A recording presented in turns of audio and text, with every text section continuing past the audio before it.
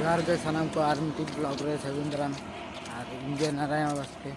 और नोडे दो ना हुयुग कना गुड़ीबारी और नोते गाड़ा इये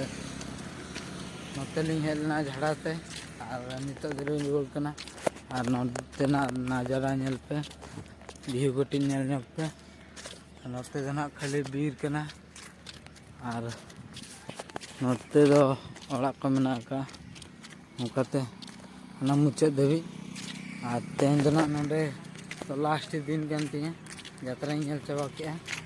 और रुवाड़ कनाᱧ तेन दो ना 8टा गान परे और नितो हुयुग कना 6टा हुयुग कना ना टाइम नितो दो ना और रुवाड़ हुयुग कना झाड़ा खय रुवाड़ हुयुग कना और रुवाड़ हुई परे ना जम बड़ा हतेन तो गाड़ी रेना चला जोखे एतब हुयुगा ब्लॉग चो तबे चला लेन गेबो नोआ मेद कोदो बोलो चाबा कना चेदा से चेदा नोडे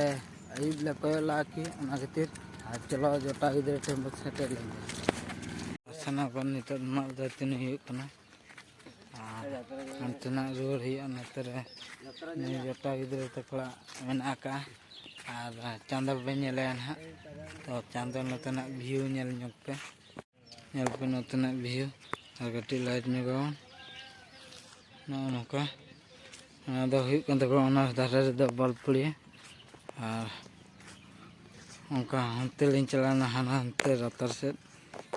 और नितो नोडे जोटा गिद्रे तकड़ा हेज आकना लिंग आले रिन कोड़ा को नोडे दाका को जमे नेला को पे और हनी मोबाइल या मोबाइल दो दोय पे तो नोडे अनि तो सितुंग ताराम हुयुग कना नितो दो नेले गुड सितुंग को चला कना लिंग बस स्टैंड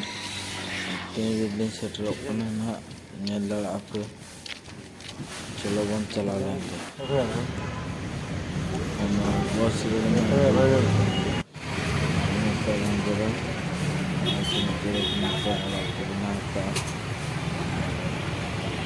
चलो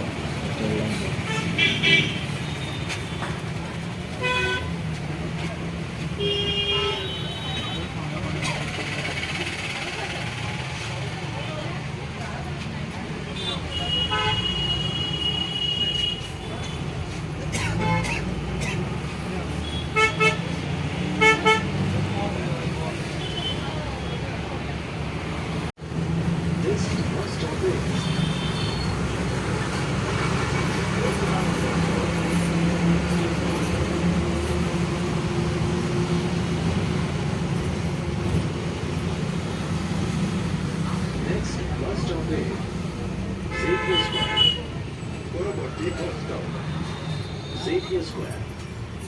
Next bus stop.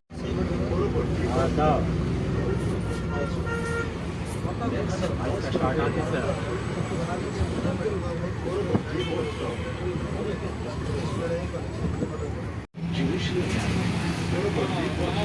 Jewish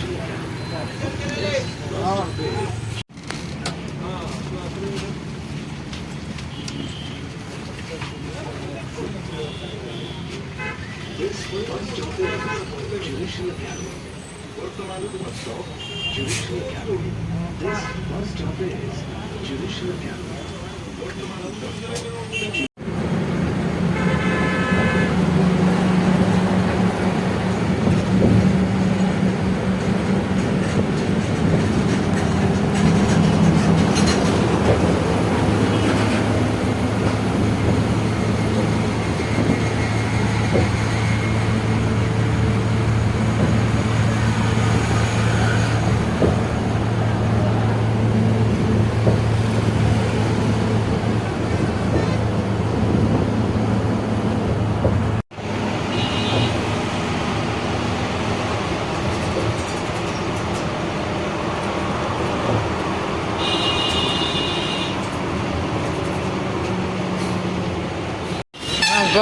Jagatpur बाजार लिंग सेटरना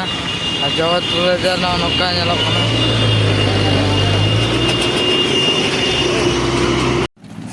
तो सानाम को जगतपुर माने बस स्टेशन खो दलिंग हेज आकना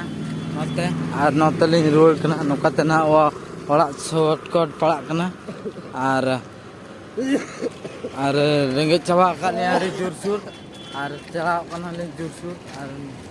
तीन रे सेटर ओड़ा गे ना ओड़ा गे एना खो गाड़ी खो गेलिंग भाभी अगुई अकारे सेटरवा तीन रे ओड़ा सेटरवा माला खूब खाबली लगा तापरे बाद में कोथा करे अरे चला हुई है ओना लगित ते लगन से आर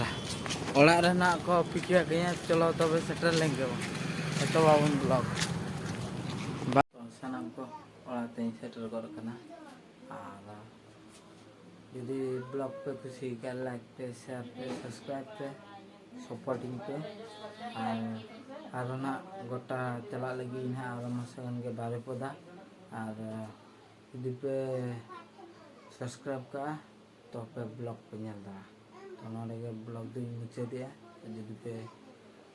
इन मुचे अक्तरिन लिया जोहार के बाय बाय नेक्स्ट वीडियो में